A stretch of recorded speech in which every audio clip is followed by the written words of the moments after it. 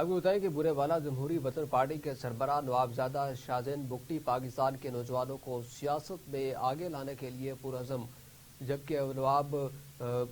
زادہ شاہزین بگٹی کا کہنا تھا کہ نوجوان کسی بھی ملک کا سب سے قیمتی سرمایہ ہوتے ہیں۔ آج وقت کی ضرورت ہے ایسے نوجوان قیادت کی جو انتقامی سیاست سے نکل کر ملک پاکستان کی ترقی، خوشحالی اور قوم کی فلاح و بہبود کے لیے کام کرے۔ اس موقع پر مرکزی deputy general secretary Madani Baloch نے organizer youth wing Chaudhry Talha Razzaq کے ہمراہ گفتگو کرتے ہوئے بتایا کہ ملک بھر میں جمہوری وطن پارٹی یوتھ ونگ کی تنظیم سازی مہم کا آغاز کر دیا گیا ہے، جس کو چودھری طلحہ آرگنائزر کر رہے ہیں، جبکہ انشاءاللہ بہت جلد ملک بھر سے نوجوانوں کو جمہوری وطن پارٹی کے پلیٹ فارم پر جمع کیا جائے گا۔ قوتوں، صلاحیتوں، حوصل و امنگوں، جفا کشی، بلند پروازی اور عزم کا دوسرا نام نوجوانی ہے۔ کسی بھی قوم اور ملک کی کامیابی اور ناکامی، فتح اور شکست، ترقی اور تنزلی اور عروج اور زوال میں نوجوانوں کا اہم کردار ہوتا ہے۔ ہر انقلاب، چاہیے وہ سیاسی ہو یا اقتصادی معاشرتی سطح کا ہو یا ملکی سطح کا،